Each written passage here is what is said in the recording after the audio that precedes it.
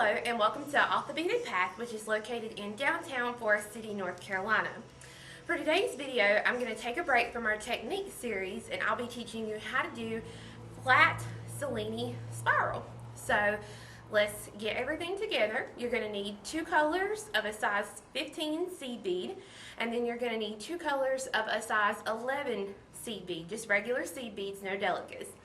You're going to need a 4 to 6 pound fire line, whichever you choose, and you'll need a needle. So get your stuff together and let's get started. So for today's project, I'm using a rainbow crystal AB for one size 15. This is going to be my A. I'm using a gunmetal color size 15. This is going to be my B. I'm using a pink silver lined, which is going to be my C, and this is my size 11. And I'm going to use a black size 11, and this is going to be my color D. Now the good thing about celleni spiral is that you change the look every time by the different beads that you can use. So in this version, I'm going to use two 11s and two 15s. But you could do, if you wanted to, a 15, an 11, an 8, and a 6, and it would give you a graduated bump effect.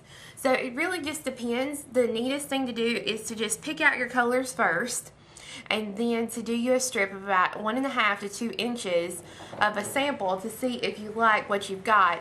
And then if not, just take it apart and change something about it. So when I first started and was going to do the video, I actually had a lighter color of size 15 than my gunmetal, and it just didn't look as good. So you'll want to make sure you kind of plan about your colors, because you do want them to look different from each other.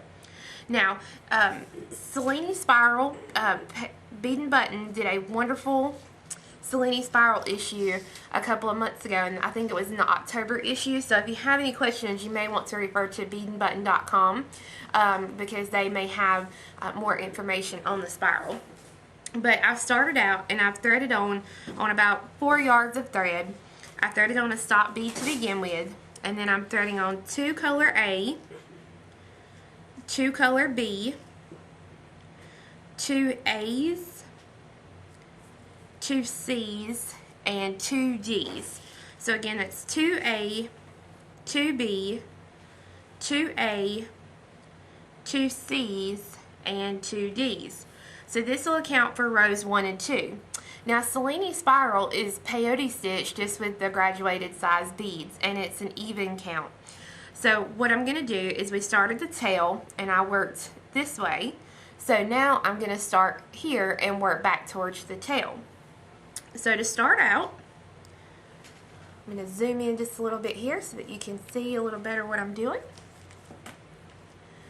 So to start out from my row 3, I'm going to pick up one C, and I'm going to skip this very last D that I threaded on, and I'm going to come back through the C coming towards myself.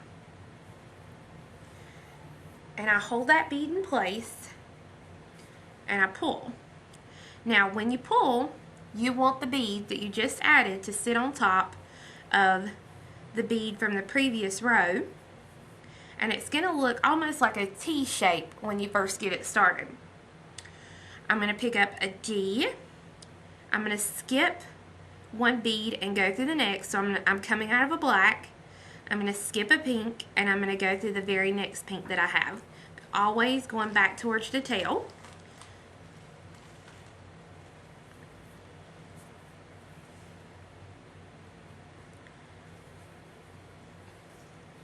I'm going to pick up a C.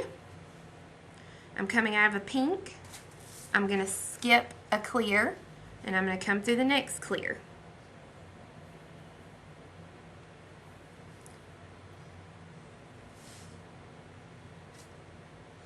And the good thing too about using bigger beads is, if you use bigger beads, it won't take you half as long to do a project as if you use tiny beads. So that may be something that you want to experiment with also. Once I've got my C, my D, and my C, then I'm going to pick up an A. I'm coming out of an A, which is my clear.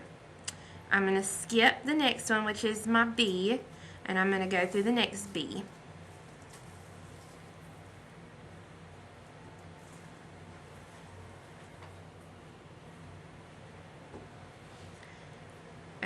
finally, I'm going to pick up a B. I'm coming out of a dark. I'm going to skip a light here, and then I'm going to go through that very last bead, which is the color A. And I'm going to pull. And when you pull, you want to pull good and tight.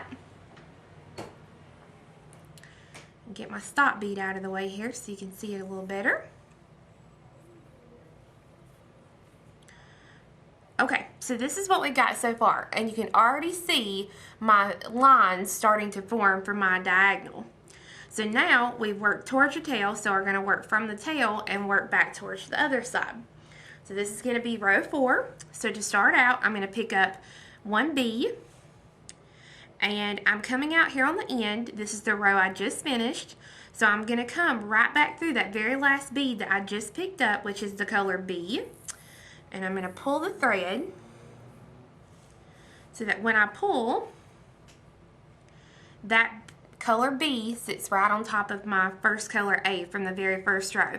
Now you'll want to pull good and tight as you work so that it'll give you the ripple effect or the tension effect that you're looking for. Next, I'll pick up an A. I'm going to come right through the next bead that's sticking up, which happens to be an A.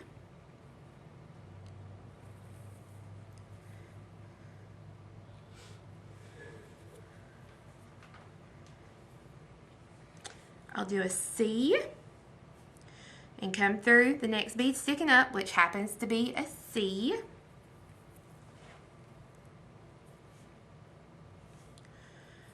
The next one is a D.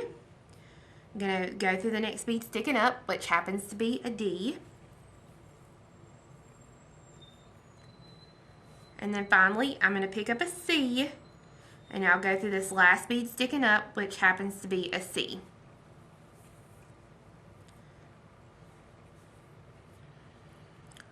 So when we pull, this is what we have thus far. Row 5, I'm here on the end, so I'm going to be working back towards the start. So I'm going to start with an A.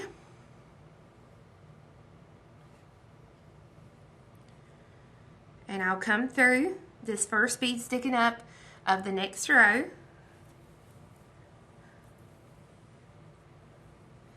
Then a C. Come through the next bead sticking up. One D. Come through the next sticking up.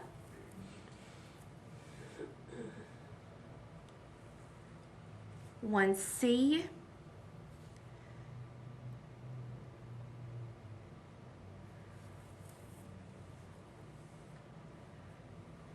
And then 1A for the final one for row 5.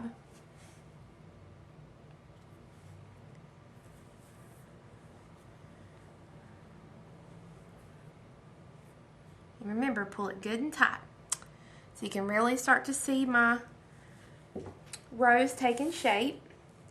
The next one is row 6. I'm working back towards the other side now. So I'm picking up an A, coming through the next B, which just happens to be an A. Picking up a C, going through the next one picking up, which is a C.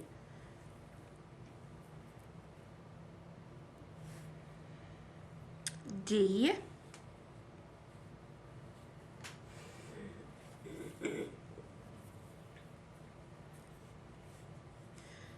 C.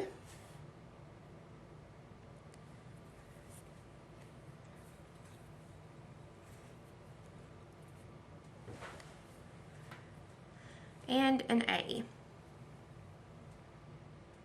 And as you work, you will get to the point where you don't even have to look at your pattern because you'll pretty much be able to tell which bead goes next in your sequence that you have.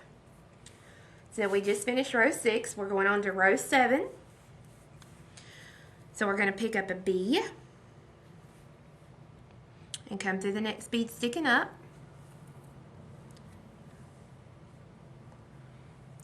An A.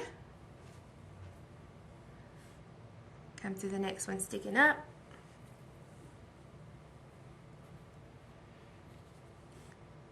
One C.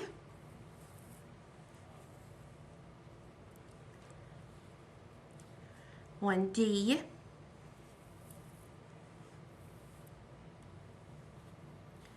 And one C.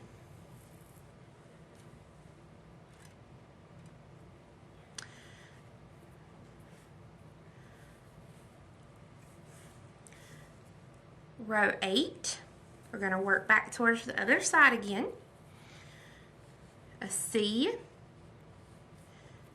And so every other row, if you'll pay attention, what you're going to be doing is you're going to be going through, you're going to be picking up the bead that you're going to be going through. And you'll see that every other row is what you'll actually be doing. I'm going to pick up a D and go through a D.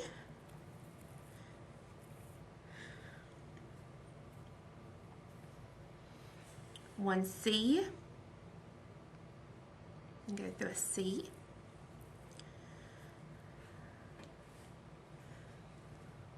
One A.